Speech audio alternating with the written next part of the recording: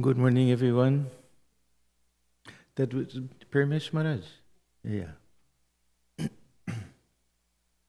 Our topic this morning is the bull and the mosquito.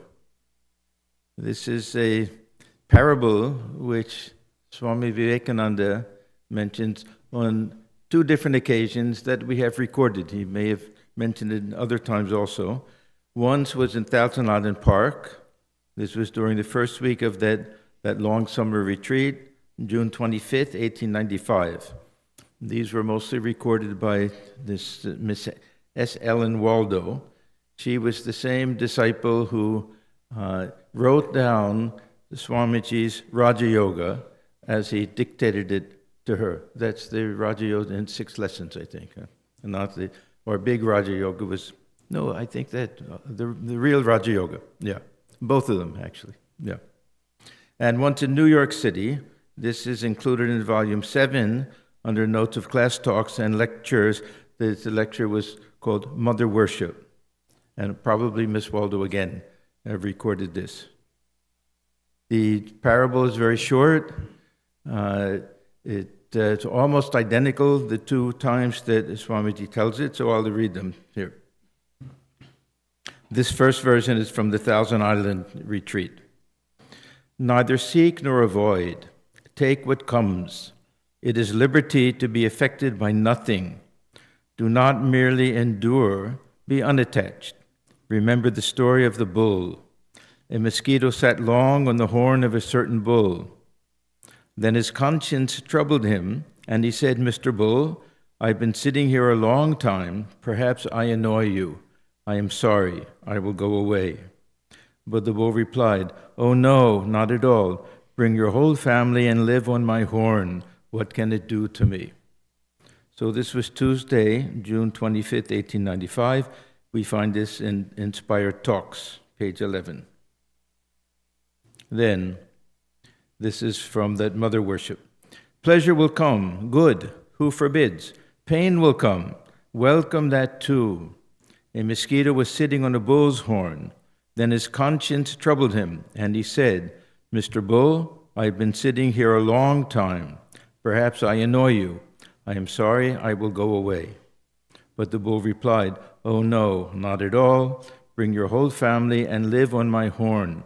What can you do to me? So this is a very nice little parable. We don't know exactly where Swamiji heard it. Maybe Thakur said it one time that's not recorded. It may be some old thing. We know that there's almost an identical thing as one of Aesop's fables. And many of these things are common. We know that the scorpion and the holy man, that's also one of Aesop's fables. So who did it first and how it goes from one country to the other, we don't know exactly, but this is also something that we find, a similar type of thing with Aesop. I'll read it. There, it's not a mosquito, but a gnat. Almost identical. A gnat had settled to rest on the horn of a bull for a long time. Before he left, he spoke to the bull. Would you like me to go now? Oh, never trouble your head about that, said the bull. I didn't notice you when you came, and now that you are leaving, I shall not miss you. And to say the truth, I did not know you were there. Then, when Aesop would write a fable, he would give the moral himself. So there's no guessing about it. You'll find that the moral is completely different here. It's all about the gnat or the mosquito and not about the bull. But it's interesting. So the moral. The smaller the mind, the greater the conceit. Or those of little capability often think themselves to be of the greatest consequence. So this is what the parable meant for Aesop. For Swamiji, everything is about the bull. That this is the ideal for us. We want to have that inner strength of the bull. We find that a similar theme is found in the teachings of Sri Ramakrishna. And one of the interesting things that I find most interesting is that a very similar type of story is told to Narendra. The very first entry that we have of M being present when Sri Ramakrishna is talking to Narendra.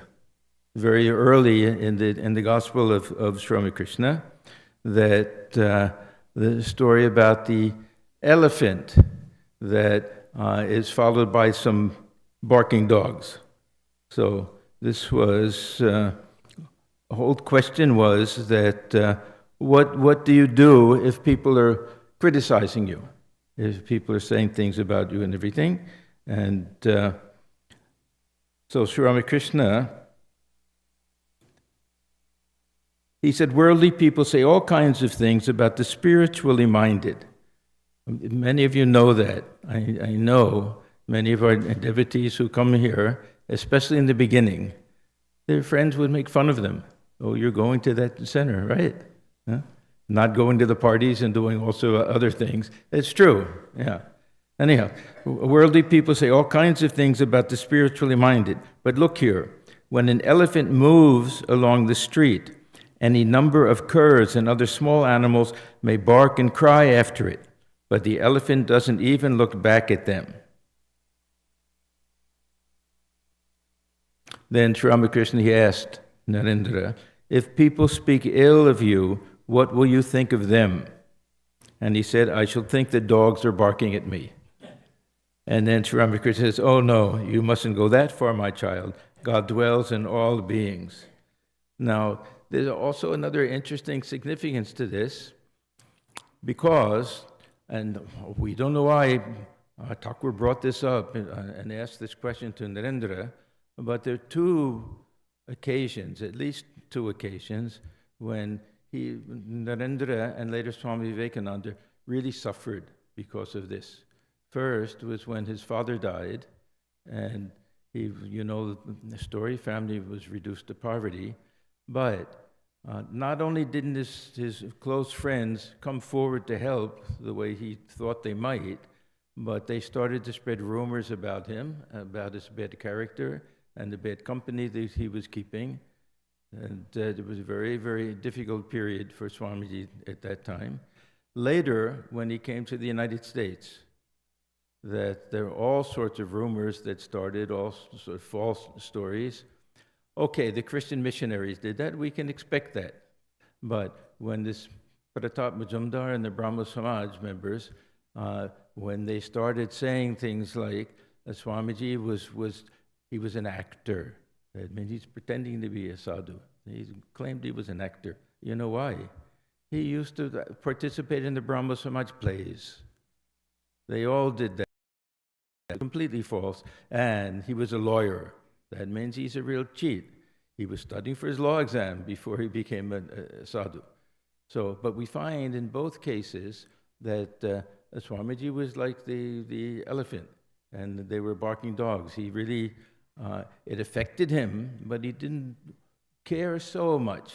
One time he wrote that, you know why I felt bad about all of these things. He said, I don't care, anybody can say anything they want about me, but my poor mother back in India, who suffered so much because of me, for me to think that these words will get back to her, and she may think that her own son is a cheat, that's unbearable for me.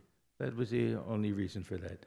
Anyhow, so it's interesting that Sri Ramakrishna mentions the same type of thing, that we can develop some type of strength so that we're not affected by other things. He used to use another interesting expression, lok na pok. Hard to explain exactly. It literally, it means, is this a person or is this an insect? So it means if someone is really causing a lot of trouble to us or saying things about us, how much should we bother about it? Just look upon the people like that as insignificant as an insect, something like that. So this was one of the teachings that we find that Sri Ramakrishna used to give. And then Swamiji liked this whole day. So this mentality of the bull. The bull represents tremendous strength, and so strong that it's indifferent to all types of the difficulties in life, these difficulties in life become almost insignificant. So this is the real meaning of this parable. So Swamiji had that mentality, and he liked this idea of being long-suffering, uncomplaining, willing to put up with anything, any inconvenience, and reaching the point where even the greatest type of suffering doesn't affect us, that we're capable of taking anything that life will throw at us. We may even say, yes, do anything that you like, I can handle it. A very, very strong type of attitude, that we reach the point where things will affect us about as much as a mosquito landing on the horn of a bull. So it's a very high type of ideal, and something that we can only aspire to a certain degree. But this is the whole meaning of this particular parable. So it represents a tremendous strength of mind that can be developed, this unwavering patience and forbearance and immunity to sorrow. If we can develop this, of course, life becomes a very, very beautiful, simple type of thing. What we find in Gita, we find this term kutastha. Kutastha. It really means to be unmovable like a mountain, to be steady and firm, so that nothing can shake us, unshakable.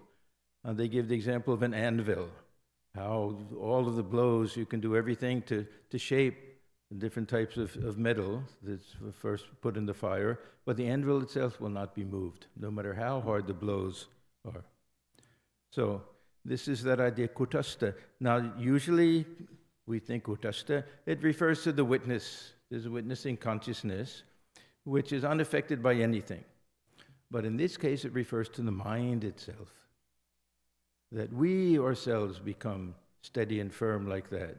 So that the mind is not shaken by all of these things. Witness, of course, is impossible for the witness to be affected by these things. It's just the witness. But for the mind to become like that, this is that feeling that we have that inner strength, the strength of the bull. So we want to become like the bull, like a trained athlete, a boxer. These boxers, they'll have people, you hit me as hard as you can in the stomach. Yeah? They'll develop that strength so that they're completely immune to anything. You can even dare the opponent, give me your best shot. So this is why the bull can tell this mosquito, bring as many people as you want. I don't care. It won't affect me. So really a feeling of tremendous strength. So this is like the elephant that hardly takes note of the barking dogs that are following it down the street, that it's simply too great and too majestic, too regal to bother about anything as mundane as this world. So this is that ideal that Swamiji is presenting before us. There are many different types of more or less similar analogies referring to animals that we'll find in different traditions. Swamiji was very fond of this idea of the lion. This, in fact, Vedanta Keshari, he named that magazine after that the strength of the lion. There was a nice incident in Camp Taylor. Camp Taylor, it's right on the way. If you go from San Francisco to Olima, this Camp Taylor is right there. There was a few days that Swamiji and some of his disciples, they had a little camping trip. And one night they were all sitting for meditation in the evening. He said, you can meditate on whatever you like. As for me, I'll meditate on the heart of a lion. So what is it about a lion? A lion has no enemy. A lion is the one animal that doesn't have any natural enemy that can use it as prey. So there's absolute fearlessness and tremendous type of strength. This image of the lion, there's another beautiful, just a little small vignette, you can say, that when early visit, first or second visit, I don't remember, when M was with Sri Ramakrishna, and he asked him, will there be any more songs? And Sri Ramakrishna said, no, nothing more tonight. And then he thought, I'm going to a devotee's house in Belur Math. There'll be some songs, you can go there. So M said, very good, sir, and then he left. Then it occurred to him, this is Balaram Bose, is unknown to him. He may be a wealthy man. It may be very awkward for him to just show up unannounced. So he thought, let me go back and tell Sri Ramakrishna. But he sees, when he goes back, it's just twilight. He sees that Sri Ramakrishna is pacing back and forth in front of the Kali temple, between the Nath Mandir and the Kali temple. And he says that just as the lion will pace back and forth, almost unable to contain the joy of perfect freedom and fearlessness. This is how he saw Sri Ramakrishna then. Yeah, he said, in the dim light, the master was pacing the hall, rejoicing in the self, as the lion lives and roams alone in the forest. There's another very nice tradition among the Buddhist literature. We find that there's something called the Rhinoceros Sutra, where the Buddhist monk is compared to the rhinoceros who loves to wander alone, this idea of solitary type of life. It's long, but I'll read just a little bit. Each verse ends with the same refrain, wander alone like the rhinoceros. Renouncing violence for all living beings, harming not even a one. You would not wish for offspring, so how a companion? Wander alone like a rhinoceros. For a sociable person, there are allurements. On the heels of allurements, this pain. Some desires have drawbacks. Wander alone like a rhinoceros. One whose mind is enmeshed in sympathy for friends and companions neglects the true goal. Seeing this danger in intimacy, wander alone like a rhinoceros. So each of these images, the bull, the lion, the rhinoceros, they represent a certain type of spiritual ideal or spiritual attitude, archetype, we can say. The lion represents the Atmarama state. They're just rejoicing in oneself. The joy of feeling one's own freedom and perfection so great that one can hardly stand still, pacing back and forth. And the rhinoceros, this monk who wants to give up everything, doesn't care for anything. There's ones who just leave this world and leave everything behind. So this is not exactly the idea of the bull, and it wasn't Swamiji's ideal or Sri Ramakrishna's ideal, but we recognize the beauty of it. That's a part of it, of course. All of the monastic brothers in the very beginning, they wanted that. They all left and traveled alone. Swamiji, he didn't want any companion. It's a very beautiful story how Swami Atmajnanananda was so attached to Swamiji that he followed him from place to place to place before he finally caught up with him. But Swamiji would say, no, now I'll go all alone. So that was also an ideal. But the ideal of the bull is a quiet type of strength, born of patience, endurance, fortitude, titiksha. I'll talk about titiksha a little bit, but I think it's more than titiksha. Titiksha is always putting up with things that are troublesome. For the bull, nothing was troublesome. But it starts with this idea of titiksha. We know this is one of the preliminary qualities that we have to have. Shraddha, Mukta, there are different ones, but titiksha, forbearance, this is one of the most important things that we have to develop in spiritual life.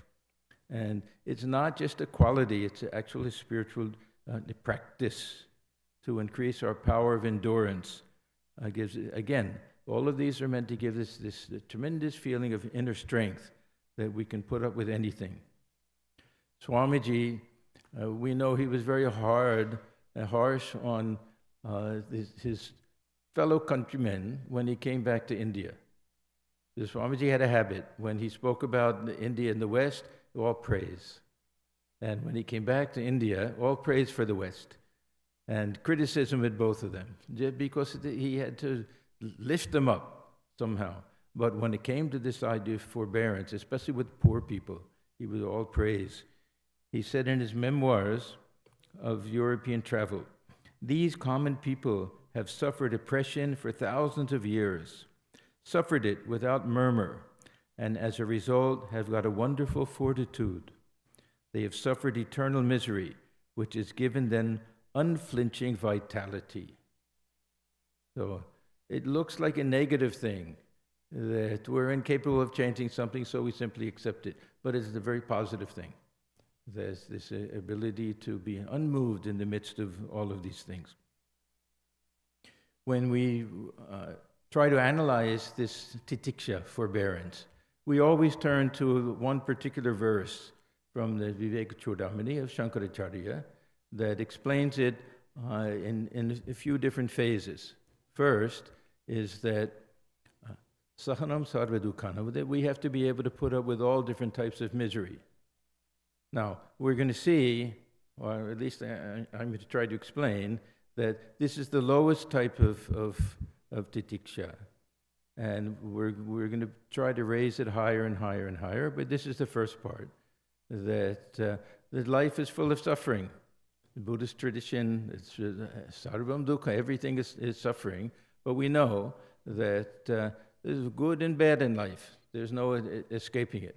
So some things we can change, some things we can't change. So the first part is that we have to put up with these things. Second part is that we should try to accept certain things without fighting against it, things that are inevitable. One of the verses from Gita, a very nice verse, if something is inevitable, don't grieve over it, if we can't do anything about it. So, apratikara purvakam, we're not supposed to make any great effort to change things. Now, this always brings up the question, how much do we accept and how much do we try to change? This is a very big question in life, a very personal question. Everything depends on the circumstances. Swamiji says in many places, for the householder, you have to fight against injustice. The sadhu has to just accept everything. So, but even for the householder, how to know? Well, I was talking to someone recently, what to do if people are spreading false rumors about you. Do we confront them? Do we try to explain to people that these are all lies? And what do we do with things like that? So these are difficult questions. Everything depends upon the circumstances. But one way of doing it is just saying, I don't care what people think. Let them think what they want to think. This is the attitude that Swamiji had, that Sri Ramakrishna was talking about with the elephant and the dog. So this apradhikarapura, we don't try to change things. This was one of the best examples we have is Swami Vijnanananda. He wouldn't take medicine even up until the very end of his life. Maybe then they gave him some homeopathic medicine, but for the whole life, he would say, yes, Ganges water is my medicine, and God is my doctor. There's a very nice verse about that. So he would follow that practice. Sri Ramakrishna, any medicine a doctor gave him, he would take. So everyone is a little different with that. But this is a very high type of ideal. When we really talk about titiksha, that it means we accept things. We're not always trying to change everything. That there's some things, the best way to approach it is to just not be affected by it. And then we have this last idea that we shouldn't worry about things, chinta, and we shouldn't complain about things, vilapa. That if we can face these things stoically, silently, without really caring what's going to happen, just knowing that we can put up with anything, then this is considered to be real titiksha or forbearance. So this is, as I say, the type of ideal that we have, that we don't try to change things, that we just do this power of forbearance, that we manage to accept everything and surrender everything, and we do it cheerfully. We do it without any complaint and without worrying what will happen to me. If we get some type of illness, what will happen to us? We're going to die one day anyhow. We don't know. And so it's all a question, do we run to the doctor day and night? Or do we completely, or are we completely foolish and disregard things? That's also not good. So everything's a type of balance that we have to do.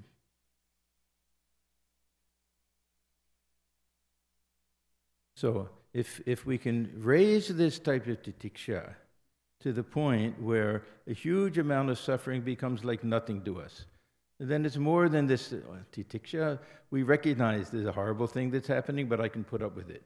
But to reach the point where we don't even recognize it as suffering, now we're raising it to a higher type of level. So the question comes that how do we do it? What spiritual attitude do we take? With this titiksha, we're not giving too many clues. We're just saying, do it. Put up with it. But if we can have a certain spiritual attitude, that this will be very helpful for us. So this is what I'm saying. We can raise this titiksha. I want to talk about, we can say 3 different levels of it. The first is just we endure. We endure suffering when there's no other option. Then second is we don't simply endure it, we're unmoved by it. That it becomes almost insignificant to us. And third one is we're willing to invite more suffering upon ourselves if it's for the benefit of the world or for other people or for some higher type of purpose. So that way we conquer suffering. It's no longer even thought of as suffering or something to be avoided.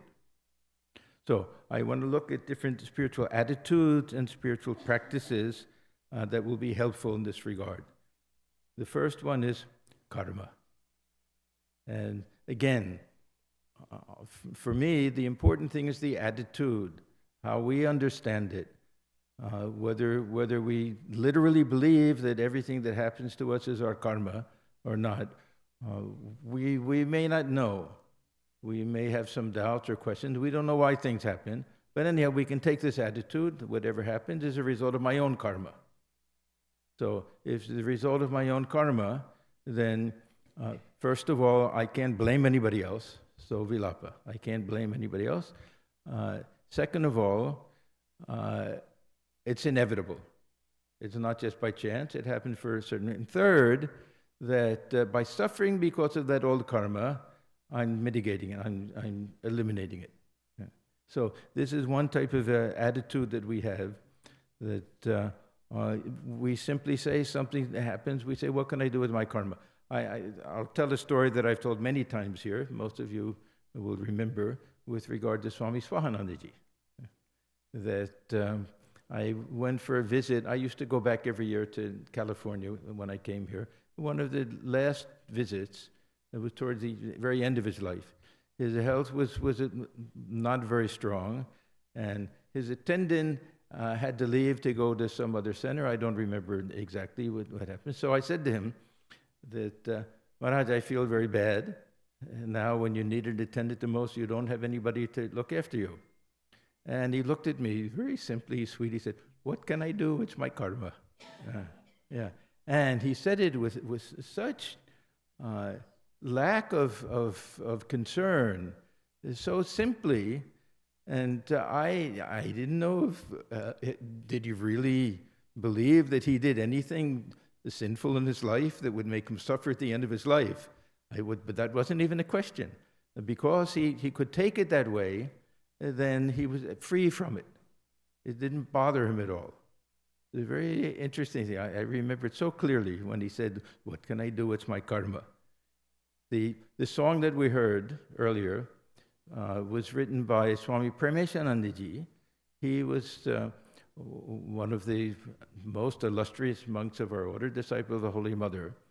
And he used to talk about his own mother, how his mother had mastered this art of titiksha, forbearance, because of this belief in karma.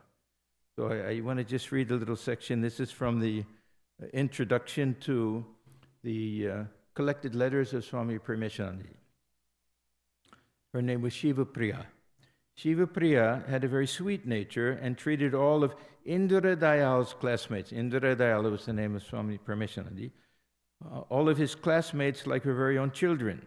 She had an unusual sense of renunciation and an ability to bear all kinds of suffering.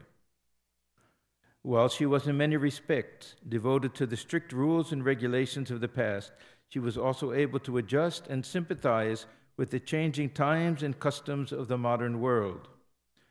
The great influence of his mother left a strong impression on Indra Dayal, and these wonderful characteristics of hers became imprinted on his character. Regarding her strength of mind and power of forbearance, Paramesh Maharaj said, "My mother would tell us that if God were to make 2 horns grow on her head as a result of her past karma, she would bear even that patiently. When her 2 older sons fell on difficult times due to poor judgment and indiscriminate behavior, one could not detect the slightest trace of displeasure or dejection on the old woman's face."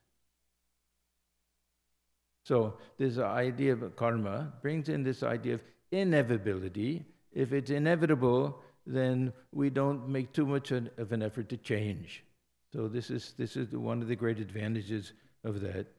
And this was one of the arguments that Sri Krishna is using to convince Arjuna to fight in the battle.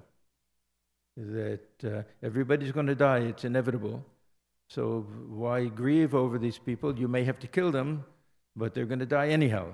So if it's inevitable, then why grieve about it? Just learn to accept this. So this acceptance and this idea of putting up with everything, this was, of course, so prominent in the life of Holy Mother. And again, one of the great teachings of Sri Ramakrishna was put up with things. You have to learn how to practice this forbearance. He used to say, "Shaw, shaw, shaw." Now, this is a very tricky thing to try to explain to people who don't know the peculiar pronunciation characteristics of Bengalis. The Sanskrit alphabet and most of the alphabets in the modern languages of India have 3 different S sounds. And sa, sha, sha. So, but these are pronounced shaw, shaw, shaw in Bengali, exactly the same. Shaw, shaw, shaw. So the question is, why not just have 1 letter? Why have 3 of them if they're all pronounced shaw, shaw, shaw? Now, this word shaw also means forbear. So it means that this is something worth repeating 3 times. We have to keep reminding ourselves. We read the other day about Swami Premananda. Swami Premananda, one of the Ishwarakotis, one of the dearest disciples of Sri Ramakrishna, the purest in heart, that after meditation, that he said he used to repeat Shaw, Shaw, Shaw 108 times to remind himself. Such a wonderful, pure soul. How important it is to be able to practice this titiksha. And Holy Mother, she used to Jai Shaw Sheroy, Jai Na Shoy Se Na Shoy. The wonderful types of puns and things in the Bengali language, that one who can practice this forbearance will survive, will endure, and one who cannot will perish. So this is how important this idea was. She used to say, "Shojo shaman gunne," there's no virtue that can compare to forbearance. So this is the idea of forbearance, inevitability of things happening, karma. The second idea I wanted to talk about is idea of the personal God. And for Sri Ramakrishna, the idea of a personal God was not an idea, it was a living reality. For us, it's a concept and a belief and faith and everything, but this Divine Mother, presence of the Divine Mother, was something that wasn't an occasional thing with him. He felt the presence of Mother everywhere, at every step, telling him what to do, holding him by the hand. So it was a reality. For many of us, it's a question of faith, maybe conviction, and again, a spiritual attitude. And the great advantage to this is that we can take the attitude that whatever happens because of the will of Mother. or however we think of God, divine will. But it was nice to think of this, the will of the mother.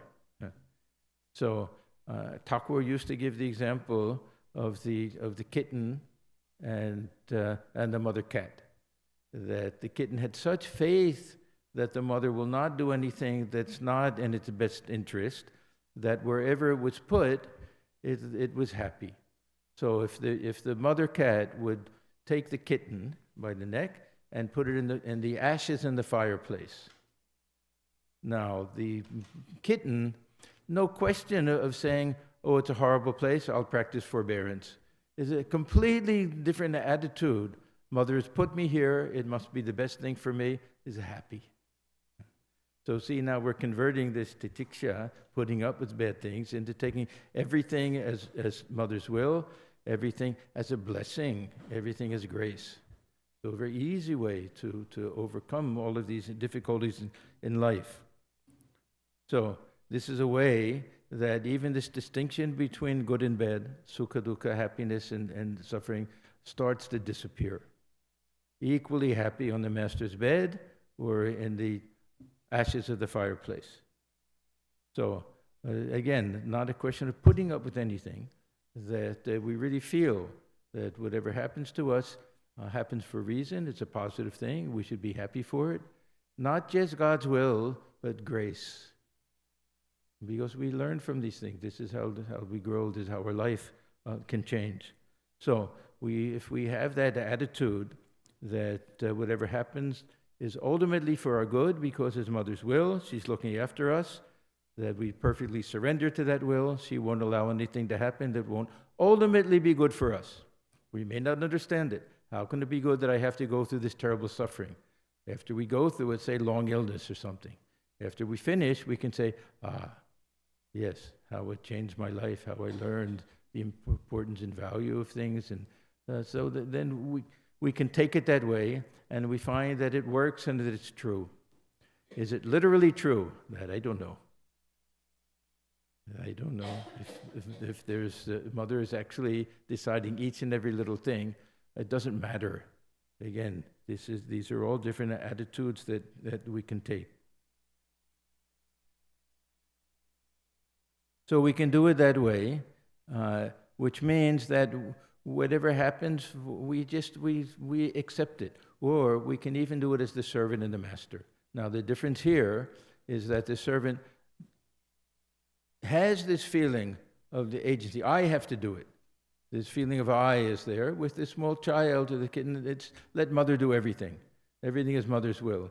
The servant says, no, I am going to do it. I am responsible. The Hanuman, what will Rama do if I'm not there to protect him?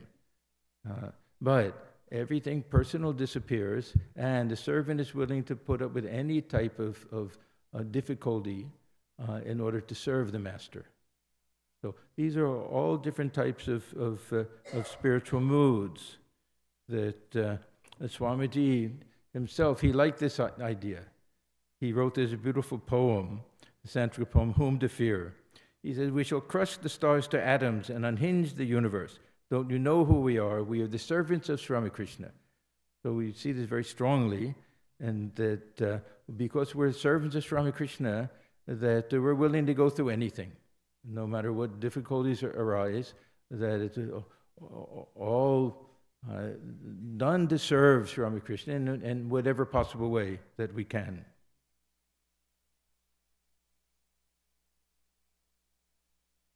Then we get to this attitude of Swami Vivekananda, that because Swamiji saw God dwelling within all beings, and because Swamiji felt that service to living beings was the highest worship of God, then any difficulty, any type of suffering that one goes through in order to serve living beings is nothing. It's really like the mosquito and the horn of the bull. He was willing to do anything, to put up with anything. How many times he said that, yes, I'm willing to be born again and again. I'm willing to go through all sorts of... It was nothing to him if he could be of help to a single person. So this was that attitude that Swamiji had.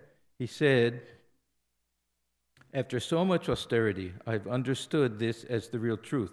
God is present in every jiva. There is no other God besides that. Who serves jiva serves God indeed. So no difficulty or suffering or extra effort was anything for Swamiji to serve others.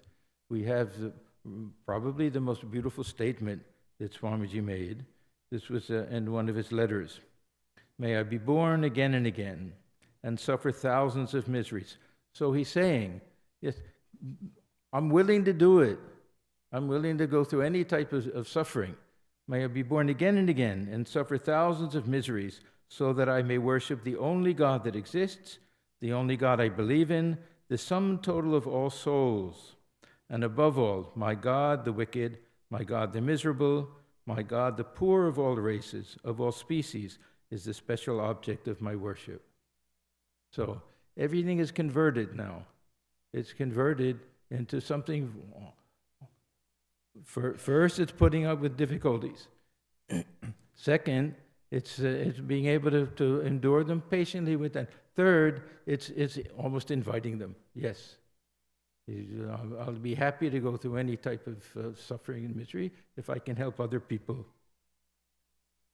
We see this so beautifully illustrated in the life of Swami Atmajnananda. Swami Atmajnananda, another direct disciple, of course, of Sri Ramakrishna, was the first to put Swamiji's ideal of social service into practice in India. And there was a terrible famine that was taking place in the Mosquito district, a little bit northern part of Bengal. And famine was so bad that mostly the parents were dying because they provided food for the children and would deny themselves of food. So now it's full of orphans. And Swami Atmajnananda, he himself would not take food. He was very happy to practically starve himself so that the children could get food. So again, we normally would think how to put up with the suffering of extreme hunger. For him, he was happy to do it. He was happy to do it to see that the children wouldn't starve.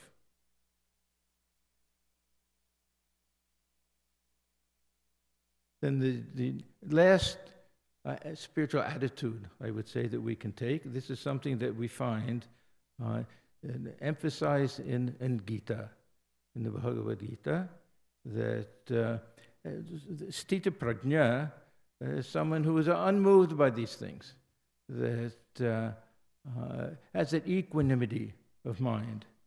But there's also another section of Gita in chapter 6 that talks about the mind that's so perfectly controlled through the vision of the self, through the highest type of realization, that there's no moving of that person, that the mind is, again, unshakable, kutastha.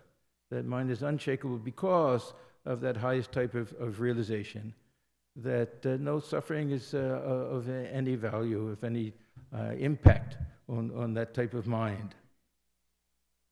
So we see that we can attain to a state of perfect controlled concentration, illumination, vision of the self, which will eliminate this whole idea of suffering. We're so identified with this that anything that happens to this physical body and mind will be a kind of distant memory for us. Yeah, this suffering, of course, we know that suffering of the mind is much worse than suffering of the body.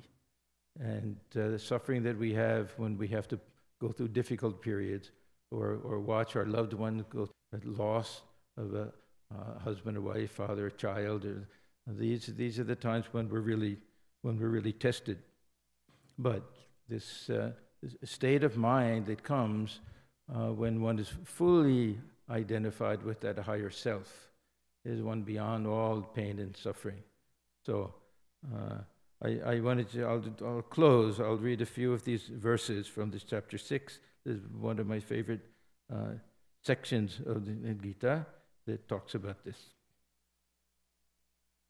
Yatro paramate chetam nirodham yoga sevaya yatra chaivatmanatmanam pasyan atmanitushati Sukhamatyantikam yad buddhi grahyamitindriyam veti yatra na chayevayam sthitas chalati tatvatah yam labdhva chaparam labham manyate nadhikam tadah yasmin sthito na dukkhena gurunapi vachalyate tam vidya dukkasam yoga viyogam yoga sanghitam tanishchayena yoktavyo yogo nirvinachetasa.